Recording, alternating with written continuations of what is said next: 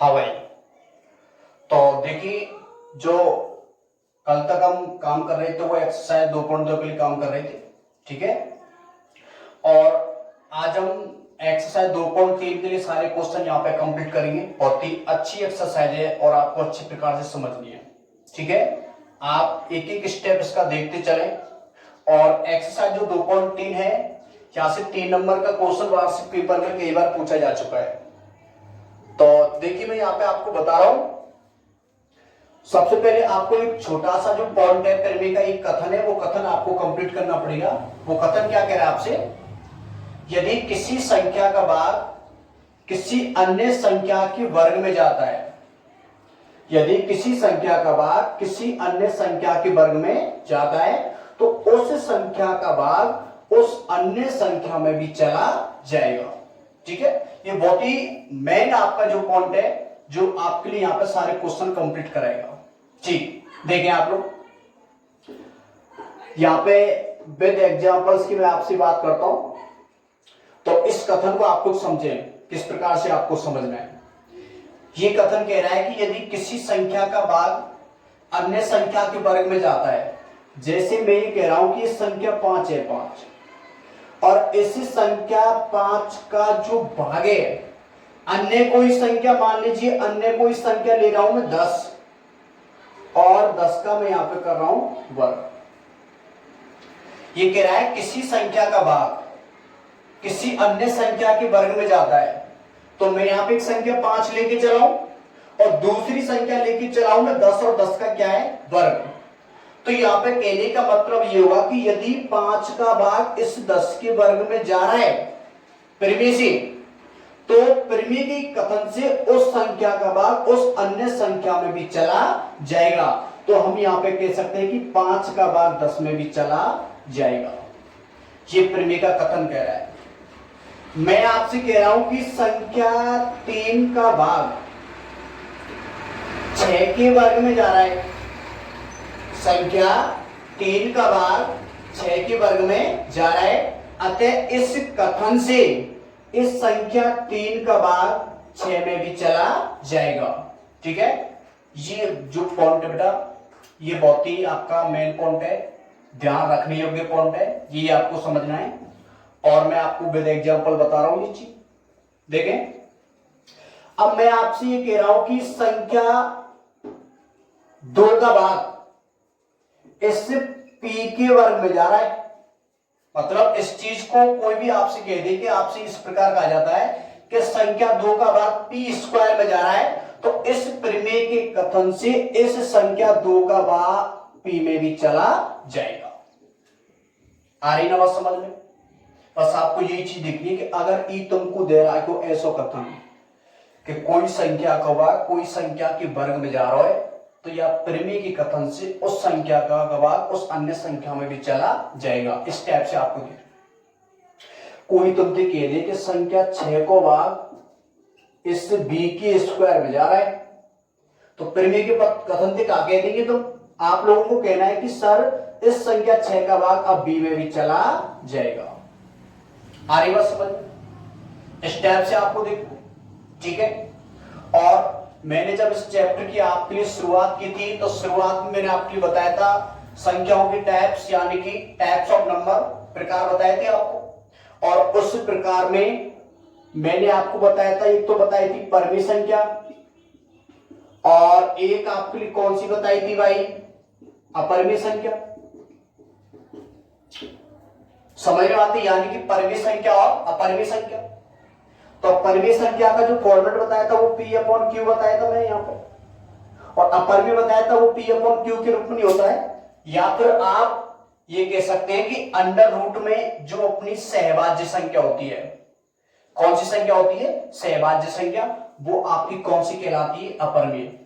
और डायरेक्टली अगर बात करते हैं तो अंडर रूट में कोई भी सहभाज्य संख्या ले लीजिए आप लोग, जैसे मैं 2 ले रहा हूं, अंडर रूट 3 ले रहा हूं, 5 ले रहा हूं, 7 ले रहा हूं, और बहुत ले सकते हैं आप लोग। तो ये सारी अपरमीय संख्या के अंतर्गत आती है, ठीक है। अब इस चीज को तो आप लोग ये जानते हैं कि सर ये अपरमीय संख्या तो है, पर इन इन संख्याओं को अपरिमेय आपको किस टाइप से प्रूफ करना है, तो वो चीज आपको सीखनी पड़ेगी यहाँ पर, और वही उसी की टाइप से पैटर्न दिया हुआ है 2.3 के लिए। ठीक है, तो यहाँ पे हम समझ लेते हैं कि इन संख्याओं को अपरिमेय आपको कैसे प्रूफ करना है। अब कुछ स्टूडेंट पूछ रहे हैं कि सर जी ये सहभाज्य संख्या क्या होती है, ये वाली सहभाज्य संख्या। ठीक, तो देखिए मैं आपको पहले सहभाज्य संख्या समझा देता हूं कि सहभाज्य संख्या क्या होती है, अच्छी टाइप से देखें आप लोग।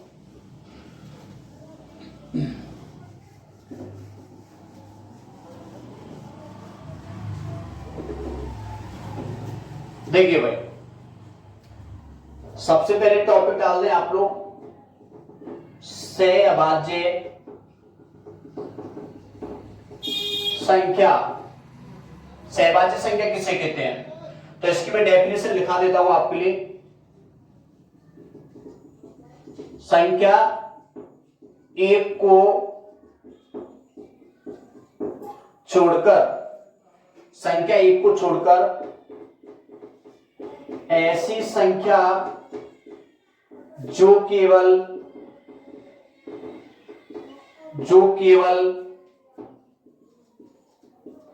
स्वयं से विभाजित होती है, सहभाज्य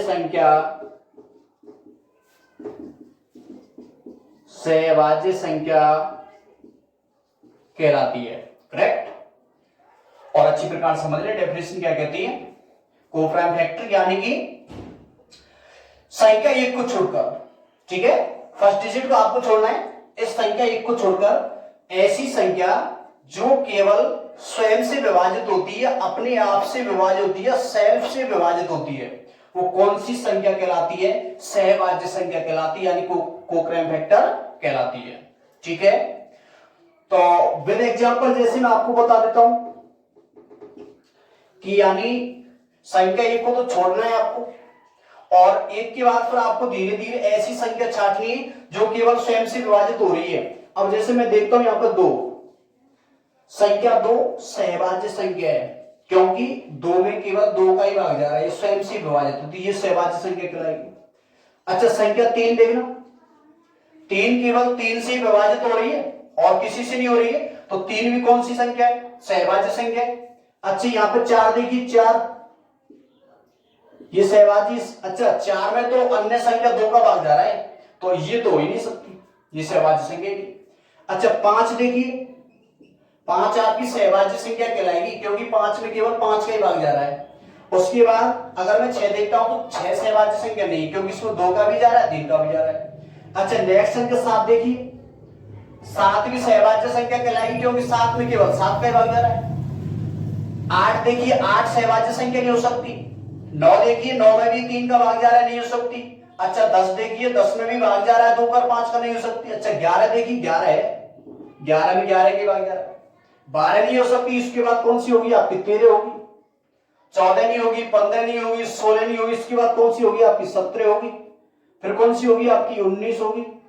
फिर आपकी 23 स्टेप से आपकी संख्या चलती है। समझ के बात है। तो ये जो अपने नंबर होते हैं ये अपने कहलाते हैं सहभाज्य संख्या कहलाती है, या इनको अभाज्य संख्या भी कहा जाता है। तो इतना तो आपकी समझ में आ चुका है, क्योंकि ये अभी पॉइंट आने वाला है सहभाज्य संख्या वाला। ठीक है, तो चलिए अगले क्वेश्चन के लिए काम करते हैं। यहां पे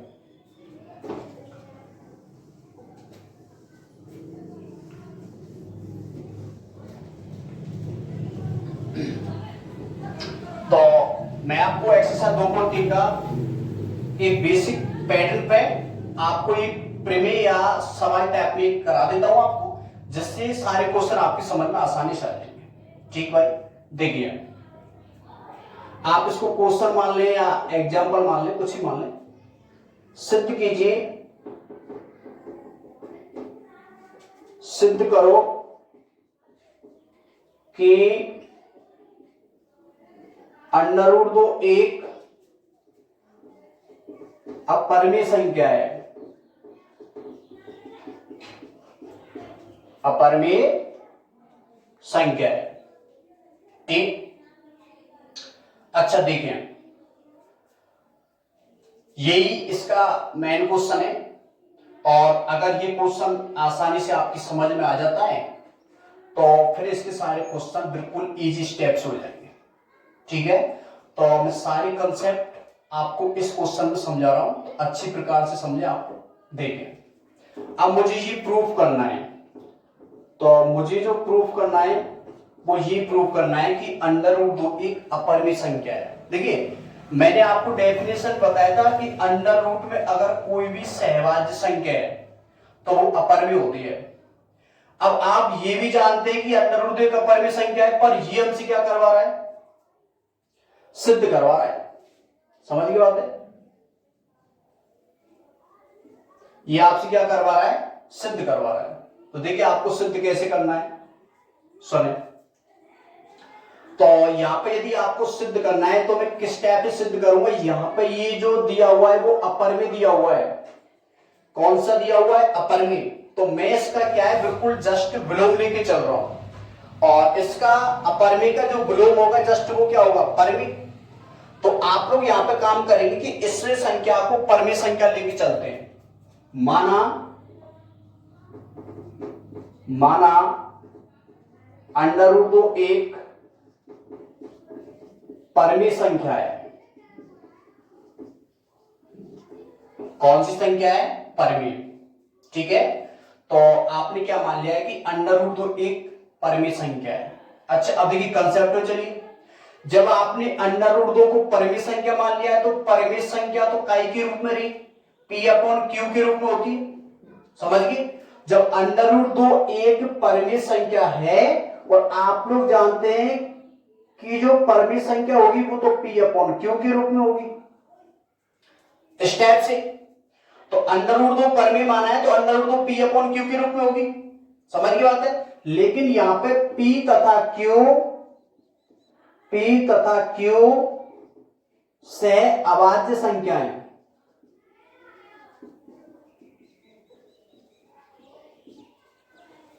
अपनी जो p तथा q होंगी वो कौन सी संख्याएं, सहभाज्य संख्याएं। समझ की बात है। अब देखो आपको सिद्ध करना था, अपरिमेय सिद्ध करना था, तो आपको जस्ट इसका विलोम क्या लेके चलना है, परिमेय। और अगर ये रूट 2 आपने परिमेय माना है तो परिमेय p अपॉन q के रूप में होता है। सही है, तो अब देखिए एक स्टेप यहां पे आ रहा है, ये अंडर रूट आ रहा है, वर्गमूल। और वर्गमूल को खत्म करने के लिए क्या किया जाता है, वर्ग। तो सबसे पहले तो अंडर रूट पे खत्म करो। तो यहां पे अंडर रूट को किस प्रकार से खत्म किया जाएगा, तो मैं लिख रहा हूं यहां पे दोनों ओर वर्ग करने पर। तो दोनों ओर आप लोग वर्ग कीजिए। अंडर रूट 2 का जब आप लोग वर्ग करेंगे तो वर्ग से तो वर्गमूल खत्म हो जाएगा, तो यहां पे तो रिजल्ट क्या आने वाला है, 2 आने वाला है। सही है, और इसका वर्ग करूंगा तो ये तो आएगा पी स्क्वायर, और ये अपना क्या रहा है, क्यू स्क्वायर। सही है, और इसके नीचे एक रख के आपको क्या करना है, इसका क्रॉस मल्टीप्लाई कीजिए, आप गुणा कीजिए। तो इस 2 का गुणा क्यू स्क्वायर से करूंगा तो ये तो आ जाएगा 2 Q square is equal to P square हो जाएगा। अच्छा 2 गुणा में पल्लियों का नहीं जाएगा भाग में, तो क्यू स्क्वायर बराबर पी स्क्वायर बट्टे 2, जा रहा है कि नहीं जा रहा है। अच्छा अब कथन देखो, मैंने इस लेक्चर के फर्स्ट में आपको ये बता दिया है, जो परिमेय का कथन बताया था कि अगर किसी संख्या का भाग किसी संख्या में जा रहा है तो संख्या का भाग उस संख्या में भी चला जाएगा।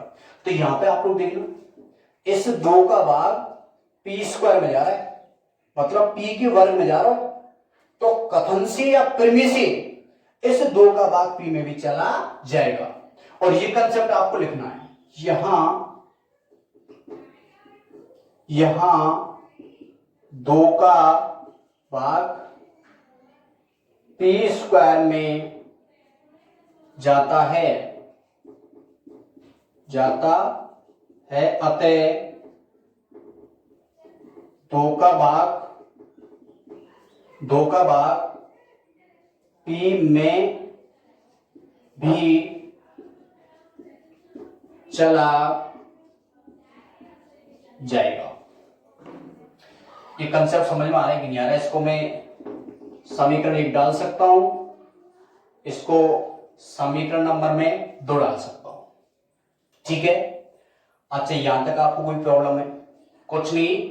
कंसेप्ट क्या कहता है कि आपको यदि √2 एक अपरिमेय संख्या सिद्ध करनी है तो मैं इसको क्या लेके चलूंगा, परिमेय संख्या लेके चल रहा हूं। देखिए मैंने इसको परिमेय संख्या मान लिया है, और जब इसको परिमेय संख्या मान लिया है तो परिमेय संख्या किसके रूप में होती है, P/Q के रूप में होती है। सही है, तो P और Q यहाँ पे कौन सी संख्या लेके चले, हम सहभाज्य संख्या लेके चले। ये कंसेप्ट याद रखना है आपको। ठीक है, अच्छा ये √ हटाने के लिए आपको वर्क करना पड़ेगा, तो दोनों ओर वर्क कर दिया। वर्क करने के बाद यहाँ पे बज गुणा कर दिए, 2 गुणा में तो उधर भाग में चला जाएगा। अब देखो ये वही कथन कह रहा है, अतः 2 का भाग P² में जाता है, अतः 2 का भाग P में भी चला जाएगा। कथन से जा रहा है कि नहीं जा रहा है? अब सुनिए, आपको यहां तक काम कंप्लीट करने के बाद आपको एक छोटा सा पॉइंट याद रखना पड़ेगा, जो मैं आपको लिखा देता हूं, यहां पे लिखा देता हूं।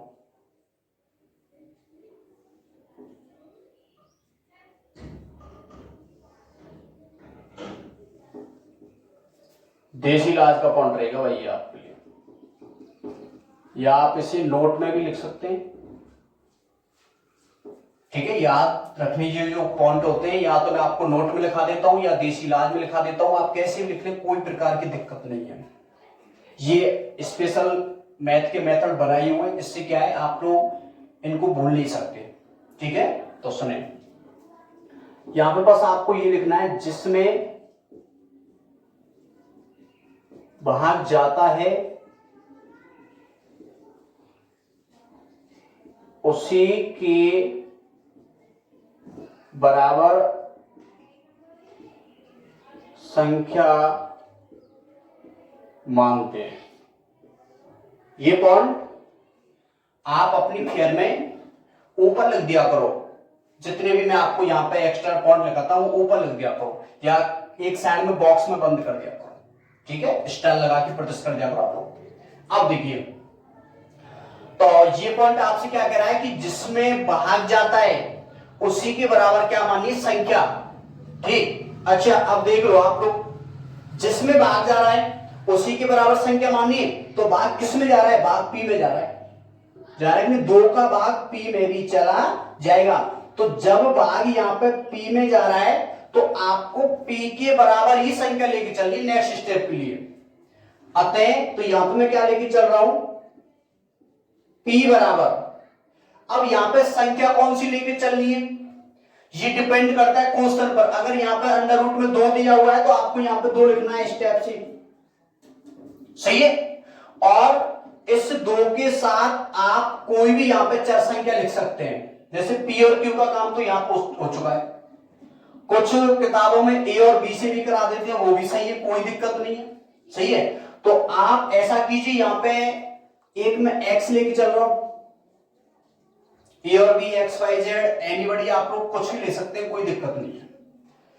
तो यहां पर लेने का तरीका समझ लें। पहले तो ये पॉइंट जिसमें भाग जाता है उसी की बराबर संख्या मानते हैं, ये बस याद कर लेना आपको। अच्छा भाग किस में जा रहा है, P में, और जब भाग यहाँ पे P में जा रहा है तो आपको P के बराबर संख्या माननी है। अगर यहाँ पे 2 है तो आपको 2 लेना है, और 2 के साथ X लगा दो, कोई A लगाता है, कोई B, कोई Y, कोई Z, कुछ भी लगा दो, कोई दिक्कत नहीं। P बराबर 2X लेने पर, P बराबर 2X लेने पर, ठीक है, P बराबर 2X ले रहे, और उस P बराबर 2X का जो मान है वो समीकरण 1 में रखना है। समीकरण 1 में मान रखने पर, तो देखिए आप लोग इक्वेशन फर्स्ट में इसकी वैल्यू रख रहे हैं, यानी कि समीकरण 1 में मान रखना, और समीकरण 1 ये रहा अपना। तो यहां पे मैं लिख सकता हूं Q² इक्वल टू P², और P का मान क्या है 2X, तो यहां पे लिखा जाएगा 2X का स्क्वायर अपॉन, और नीचे क्या चल रहा है 2 चल रहा है। ठीक है, तो अगले स्टेप में मैं इसको कैसे लिखूंगा, Q² इक्वल टू, देखो इसको तो लिखा जाएगा 4X² अपॉन 2, तो 2 से डिवाइड कर सकता हूं मैं इसको, तो क्यू स्क्वायर इक्वल टू यहां पर हो जाएगा 2x स्क्वायर। सही है। अच्छा, दो यहां पे कहीं में गुणा में तो कहीं में आ जाएगा भाग में, तो यहां पे लिखूंगा Q square by 2 equal to X square. सही है। अच्छा, अब कंसेप्ट बनाओ। ये तुम दिखा कह रहे हो, ये आपसे कह रहा है कि इस 2 का भाग क्यू स्क्वायर में जा रहा है, ये तो चीज करता रहा है भाई। मैं तुमसे यूं कहूं 10/2, तो तुम्हारा आंसर तुरंत आवेगा 5। क्यों आवेगा? क्योंकि ये इस चीज को व्यक्त कर रहा है कि 2 का भाग 10 में देना या 2 का भाग 10 में जा रहा है। ऐसे ही किस चीज को व्यक्त कर रहा है कि 2 का भाग क्यू स्क्वायर में जा रहा है। सही है। तो यहां पे आप लोग क्या करेंगे, आप लिख सकते हैं कि 2 का भाग क्यू स्क्वायर में जा रहा है, अतः 2 का भाग क्यू में भी चला जाएगा। तो मैं यहां पे लिख रहा हूं, यहां 2 का भाग क्यू स्क्वायर में जा रहा है, क्यू स्क्वायर में जा रहा है, अतः 2 का भाग क्यू में भी चला जाएगा। आ रही बात समझ में? और इसको डाल देता हूं मैं समीकरण नंबर 3। अब देखिए आप लोग भाई, समीकरण नंबर 2 समीकरण नंबर 3 यहां पे निकल के आ रहे हैं, और दोनों ये जो पॉइंट आ रही है, मेन पॉइंट है, ये आपके कथन में निकल के आ रहे हैं। ये यहां पे क्या कह रहा है कि 2 का भाग पी में जा रहा है, और ये क्या कह रहा है 2 का भाग क्यू में जा रहा है। आगे बात समझ में? अच्छा, अब देखो कि यहां जगह पे मैं जैसे बात करता हूं कि जब P और Q तुम सहभाज्य संख्या लेके चले, यहां पे P और जो Q है ना, वो अपनी कौन सी संख्या है? सहभाज्य संख्या है। और मैं शुरुआत में आपको बता चुका हूं सहभाज्य संख्या की डेफिनेशन। सहभाज्य संख्या तो वे संख्या हुए जिनमें केवल स्वयं को ही भाग जाए। अगर P और Q सहभाज्य संख्या होंगी तो P और Q में केवल P और Q को ही भाग जाओ, अन्य कोई संख्या को भाग नहीं जाओ। पर समीकरण 2 का कह रहे हैं कि P में भाग 2 का जा रहा है कि नहीं जा रहा है? भाई अगर ये सहभाज्य संख्या होंगी तो P में 2 को भाग जाना नहीं चाहिए, लेकिन समीकरण 2 में तो 2 को भाग जा रहा है। ऐसे ही अगर Q सहभाज्य संख्या होगी तो यहां में अन्य किसी संख्या का भाग नहीं जाना चाहिए, लेकिन यहां से मैं देखता हूं तो यहां भी 2 का भाग Q में जा रहा है। तो ये हमारी जो परिकल्पना है, वो परिकल्पना क्या है? गलत है। और जब P और Q सहभाज्य संख्या ही नहीं है तो √2 भी एक परिमित संख्या नहीं है, और जब √2 एक परिमित संख्या नहीं है तो कथन का विरोध हो रहा है, तो वो कौन सी संख्या कहलाएगी? अपरिमित कहलाएगी। तो बस यही पॉइंट आपको यहां पे लिख देना है, जो मैं आपके लिए लिख रहा हूं। देखिए यहां पे लिख देता हूं, अतः समीकरण 2 व 3 से P तथा Q सहभाज्य संख्या नहीं है। समीकरण 2 व 3 से P तथा Q सहभाज्य संख्या नहीं है, अतः हमारी यहां पे सिर्फ अतः √2 एक परिमित संख्या नहीं है, अतः √2 एक अपरिमेय संख्या। Hence proof. यही आपको क्या करना है? सिद्ध करना है। ठीक है, तो बस कुछ नहीं है, यही इस √2 अपरिमेय संख्या को सिद्ध करने वाला जो फॉर्मेट था वो मैंने आपको आसानी सिखा दी है। बस इसमें 2 कंसेप्ट याद रखने, एक तो ये पॉइंट देश इलाज का याद होना चाहिए, जिससे आगामी नेक्स्ट क्वेश्चन करेंगे एक्सरसाइज की, तो वहां पे सारे क्वेश्चन इस पॉइंट से आप लोग कंप्लीट कर सकते हैं। ठीक, और अगर आपको ये अंडर रूट 2 पर में सिद्ध करना है तो आप लोग अपर में लेके चलते हैं, और जब इनको अपर में लेके चलते हैं तो सॉरी अपर में सिद्ध करना है तो आप लोग पर में लेके चलते हैं, और यदि पर में लेके चलते हैं तो पर में पी अपॉन क्यू के टाइप में होता है। सही है, तो आप लोग अंडर रूट को हटाने के लिए यहाँ पे वर्क कर देंगे, तो ये सारा कंसेप्ट निकल के आ रहा है कि नहीं आ रहा है। समीकरण 2 बार 3 से आपका क्या हो जाता है, ये गलत हो जाता है। ठीक है, तो ऐसे प्रूव कर सकते हैं। अब देखिए कुछ क्वेश्चन मैं इसी में आपको करा देता हूं। अब बहुत से बालक पूछ रहे सर जी 3 को आ जाए, जैसे 5 का आ रहा है। अच्छा मान लीजिए यहां जगह पे तुमको आ जाए 3, तुम्हें क्या करना, बस 2 की जगह 3 कर दो, कोई फर्क नहीं पड़ेगा क्वेश्चन पर, सारे कंसेप्ट। अच्छा ये 2 तो का आएगा 3, यू का आएगा 3, यू का आएगा 3, और का है 2, ई का आएगा 3, ये भी क्या हो जाएगा 3, ये भी क्या होगा भैया 3, और देखो ये भी क्या होगा 3, यहाँ पे 3 को बार क्या आ जाएगा भाई 9, और ये भी क्या होगा 3, ये भी 3 होगा, ये भी 3 होगा। आ रही बात समझ में, ये भी 3 होगा, और ये भी 3 होगा, और कौन सा है, और ये भी आपका 3 होगा। तो यह अंडर रूट 3 कंप्लीट है। सही है। अच्छा अगर तुमको यहां पे आ जाए 5, ये क्या होगा 5, क्या होगा 5, क्या होगा यहाँ पे 5, यहां पे क्या होगा 5, यहां पे क्या होगा 5 हो जाएगा, 5 ही हो जाएगा, ये भी 5 होगा, और ये भी 5 होगा। सही है।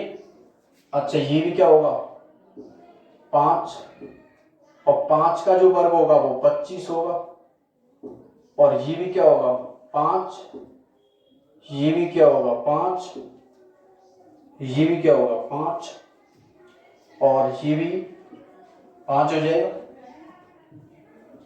और ये भी 5 हो जाएगा, ये 5 वाला कंप्लीट हो जाएगा। आ रही बात समझ में, एक ही सवाल समझना बस आप। अच्छा यहां जगह पर 7 कर दे तो 7 7 7 वर्ग होना 50। सही है। 11 तो 11 करना है, 13 तो आपका 13 करना है, ऐसे 17 तो 17 करना है, 30 है तो 30 करना है, 19 है तो 19 करना है। तो आपको रटने की कोई आवश्यकता नहीं, एक क्वेश्चन का कंसेप्ट होगी, सारे क्वेश्चन आपके कंप्लीट हो जाएंगे। तो यहां तक मैं जो आपको समझा रहा हूं बात समझ में आ रही कि नहीं आ रही, तो ये आपका कंप्लीट हो चुका है। ठीक है, अब देखिए मैं इसका नेक्स्ट क्वेश्चन आपको करा देता हूं। अगला देखिए आप लोग,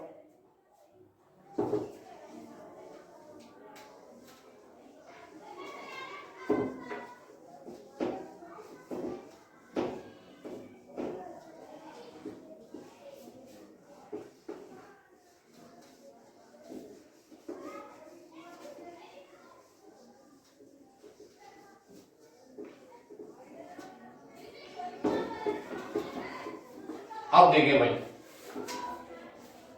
सिद्ध कीजिए कि 5 माइनस अंडर रूट 3 एक अपरिमेय संख्या है, प्रमाणित कीजिए। क्वेश्चन नंबर 1, प्रमाणित कीजिए कि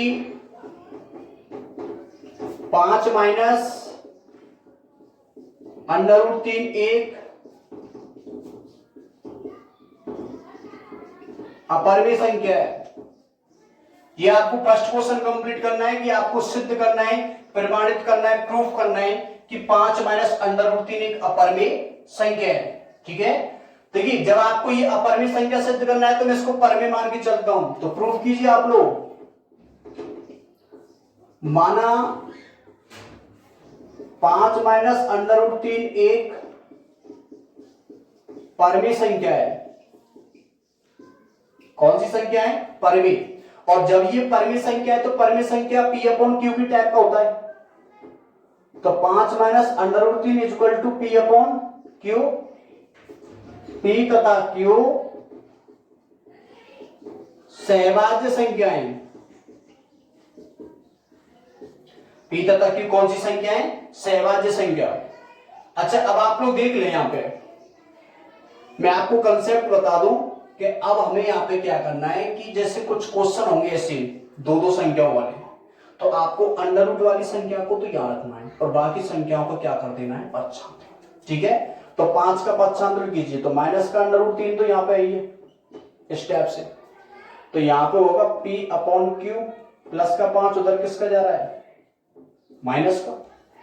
अच्छा, अगर मैं इस माइनस का पूरे में गुणा कर देता हूं तो ये माइनस यहां से हट जाएगा, मैं लिख दूं माइनस का गुणा करने पर, तो यहां पे अंडर रूट 3 तो आना है, तो देखिए ये तो माइनस का होगा, ये प्लस का हो जाएगा, तो इसको लिखा जाएगा 5 माइनस P अपॉन क्यू, क्योंकि ये तो माइनस का जाएगा और ये प्लस का हो जाएगा। अब आप देखिए क्वेश्चन में जो मैंने आपको जो प्रीमी का जो बताया है, अभी क्वेश्चन कराया रूट 2 वाला, रूट 3 वाला, हम जानते हैं कि अंडर रूट 3 एक अपरिमेय संख्या है, क्योंकि हम इसको पहले ही सिद्ध कर चुके हैं। जब इसको हम सिद्ध कर चुके हैं कि अंडर रूट 3 एक अपरिमेय संख्या है, तो इसके बराबर में कोई भी जो संख्या होगी वो कौन सी संख्या कहलाएगी? अपरिमेय संख्या कहलाएगी। अतः ये भी कौन सी संख्या कहलाएगी? फिर अपरिमेय कहलाएगी। आगे बात समझ में? हम जानते हैं कि अंडर रूट 3 एक अपरिमेय संख्या है। जब अंडर रूट 3 एक अपरिमेय संख्या है, तो अपरिमेय संख्या में कोई भी संख्या जोड़ते तो उसका रिजल्ट अपरिमेय आने वाला है। अतः 5 माइनस अंडर रूट 3 भी एक अपरिमेय संख्या होगी। बस हेंस प्रूफ, ये क्या करना है आपको? प्रूफ करना है। ठीक है, इसका नेक्स्ट क्वेश्चन देख लीजिए। सिद्ध कीजिए निम्नलिखित संख्याएं अपरिमेय 1/2 अंडर रूट 2।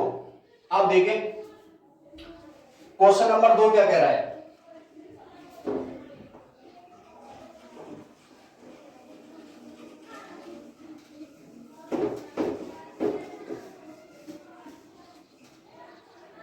इसका क्वेश्चन नंबर 2 कह रहा है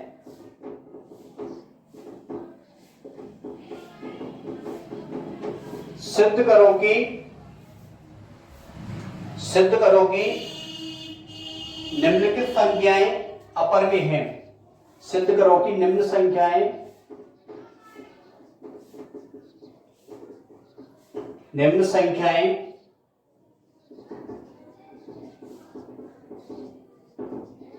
अपरिमेय है। इसका पहला क्वेश्चन है 1/√2। देखिए आपको सिद्ध करना है कि निम्न संख्याएं अपरिमेय, तो इससे क्वेश्चन में आपके लिए तीन क्वेश्चन दिए हुए हैं। ठीक है, और जिसका पहला ये क्वेश्चन दिया हुआ है कि 1/√2 जो संख्या है वो आपको क्या कौन सा सिद्ध करना है? अपरिमेय सिद्ध करना है। तो चलिए इसको लेके चलते हैं। माना इसको मैं प्रूफ करने वाला हूं। अभी जो मैंने अंडर रूट 2 सिद्ध किया था, अब मैं 1/√2 को सिद्ध कर रहा हूं। तो माना 1/√2 एक परमेय संख्या है। कौन सी संख्या है? परमेय। क्योंकि अपरिमेय सिद्ध करना है तो मैं इसको परमेय लेके चल रहा हूं। ठीक है, और जब ये परमेय संख्या है तो इस परमेय संख्या को किसके बराबर माना जाएगा? P अपॉन Q के बराबर माना जाएगा। यहां पे P तथा Q सहभाज्य संख्याएं।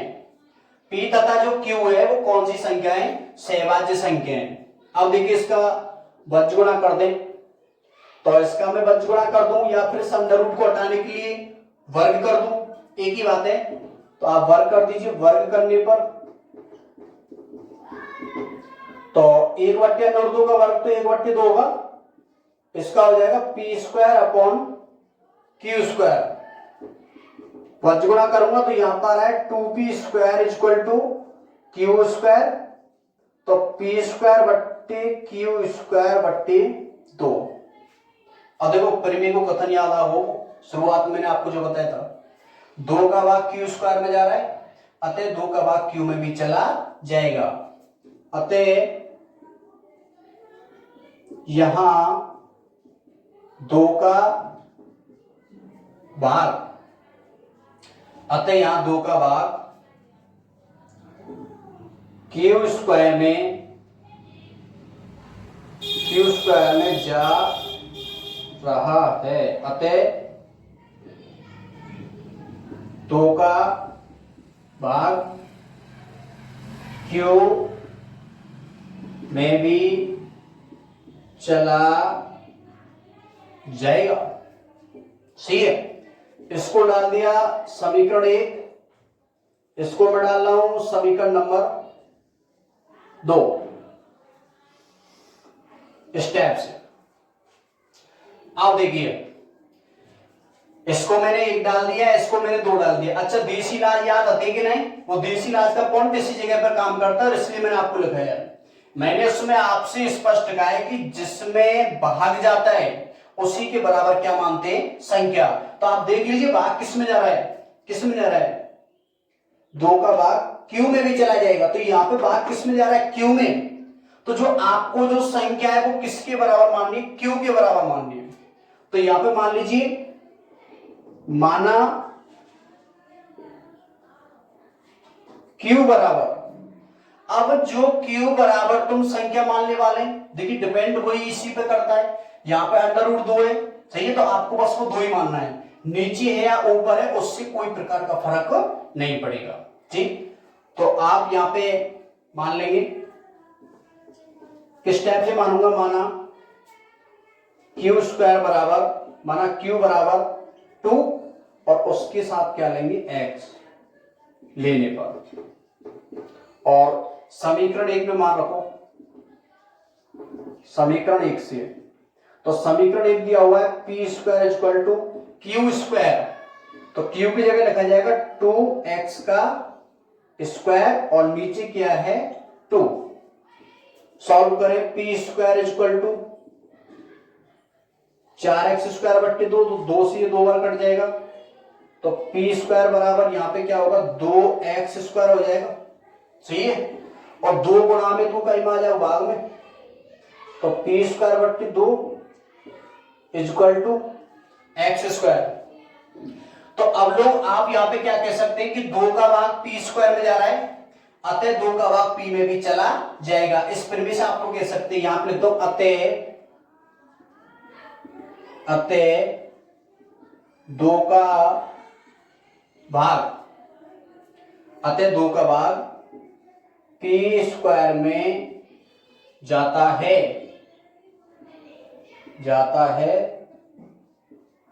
अतः 2 का भाग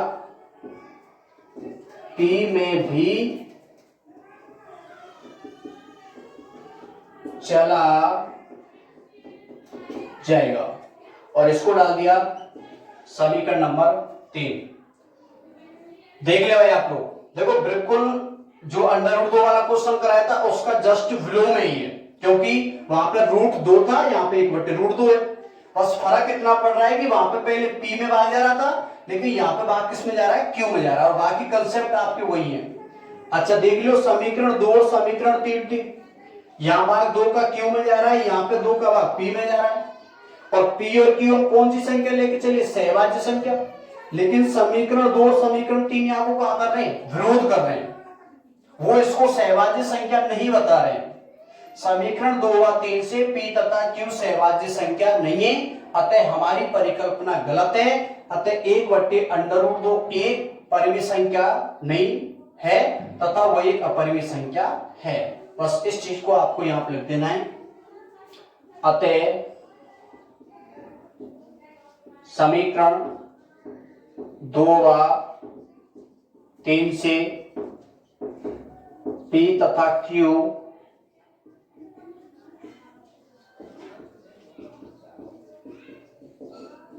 सहभाज्य संख्या नहीं है, अतः हमारी परिकल्पना गलत है। अतः 1/√2 एक अपरिमेय संख्या है। Hence proof. और ये आपको क्या करना है, प्रूफ करना है। ठीक है, इसे आप लोग नोट कीजिए। और इसका क्वेश्चन नंबर 2 देखिए आप लोग।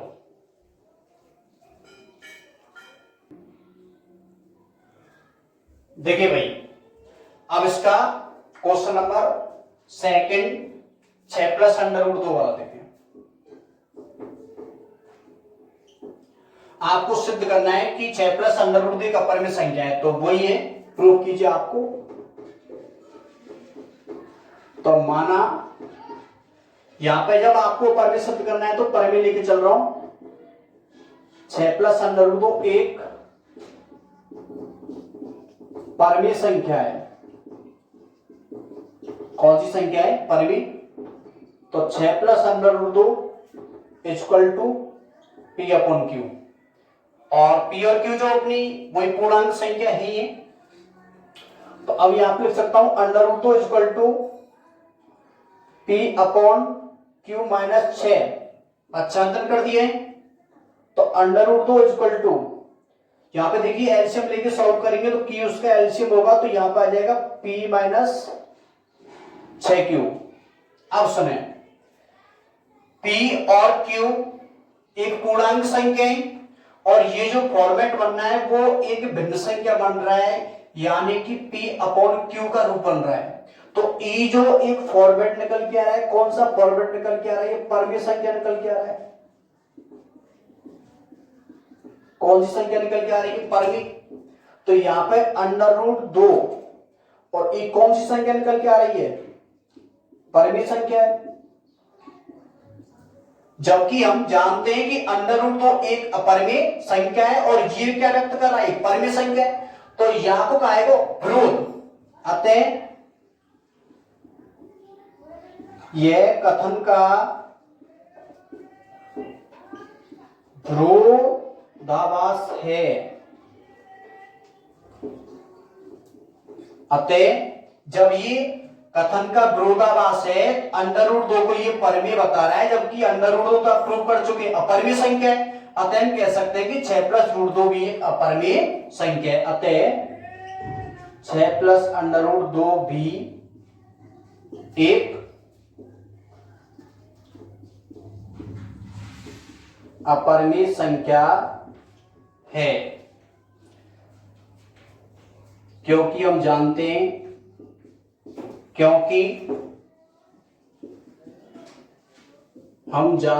हैं कि √2 एक अपरिमेय संख्या है।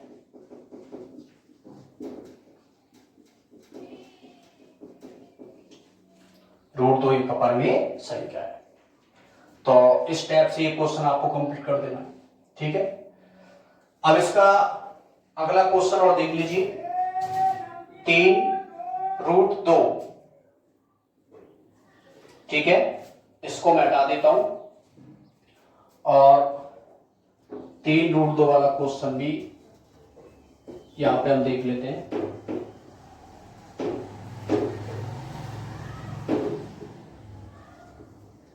देखिए थर्ड क्वेश्चन,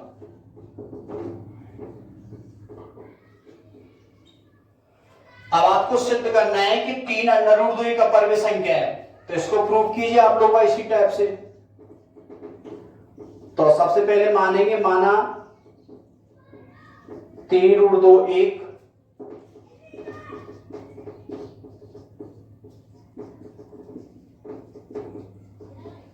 माना 3√2 एक अपरिमेय संख्या है। सॉरी, अपरिमेय तो सिद्धि करना है, परिमेय संख्या है, ठीक है। तो यहां पे 3√2 = P/Q लेके चलते हैं।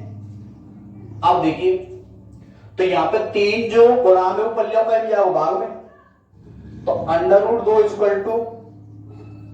P/ ये भाग में जाएगा तो ये हो जाएगा 3Q। अब देखो P और Q पूर्णांक संख्या ही है, या फिर ये P/ भिन्न संख्या वाला फॉर्मेट निकल के आ रहा है। तो ये जो फॉर्मेट रहेगा ये कौन सी संख्या कहलाएगी, ये तो परमीय संख्या है। जब ई परमीय संख्या है तो यहाँ के बराबर कोई भी संख्या वो परमीय संख्या होगी। तो यहाँ पे हो रहा है कि √2 एक परमीय संख्या है, यानी कि √2 को ये परमीय संख्या बता रहा है, जो कि क्या है, गलत है। यानी कि इस कथन का क्या कर रहा है, विरोधाभास है। जबकि हम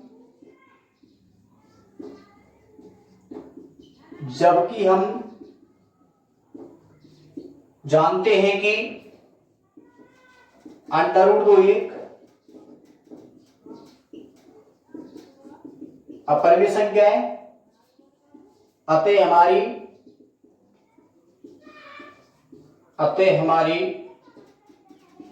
परिकल्पना गलत है। अतः 3√2 भी एक अपरिमेय संख्या है। 3√2 भी एक कौन सी संख्या हो जाएगी, आपकी अपरिमेय संख्या हो जाएगी। ठीक है, तो आज के लेक्चर में हम आपको बस इतना ही बता रहे हैं। मैंने ये क्वेश्चन कंप्लीट करा दिया, इसका तीसरा क्वेश्चन है। और जो भी आपके एग्जाम्पल है, एग्जाम्पल बिल्कुल ऐसी रिलेटिव एग्जाम्पल है जिसमें आपको बता देता हूं। इसका एग्जाम्पल तो पहला जो एग्जाम्पल है वो 7√5 वाला है, जो कि इसी टाइप से हो जाएगा 3√2 वाले से। बस कुछ नहीं है, इस 2 की जगह आपको क्या करना है, 5 करना है। पैटर्न आपको वही रहेगा। और इसका एक एग्जाम्पल है 3 + 2√5, 3 + 2√5। और ये भी जो मैंने अभी क्वेश्चन आपको करा दी स्टेप्स हो जाएगा। 3 का पक्षांतर कर देना है, 2 का भाग दे देना है, बाकी √5 आ जाएगा, वो स्टेप्स हो जाएगा। ठीक है, तो अगले लेक्चर में मैं आपको इसका क्वेश्चन नंबर 1 तो थर्ड वाला कराऊंगा और एक्सरसाइज 2.4 के सारे क्वेश्चन कराऊंगा। तो आप लोग बस इसी प्रकार से पढ़ते रहिए और अपने जो भी साथी या रिलेटिव है उनको इस चैनल के बारे में बताएं। ये आप सभी लोगों का ही चैनल है। ठीक है, इसको आप सब्सक्राइब करें, बेल आइकन दबाएं, जिससे आने वाली हर वीडियो आपको यहाँ पे अपलोड हो सके। और कुछ ही दिनों में यहाँ पे 12th की मैथ और बाकी 10th की साइंस, 11th 12th की बायोलॉजी, ये सारी सब्जेक्ट आपको इस चैनल पर मिलने वाली है। ठीक है, धन्यवाद।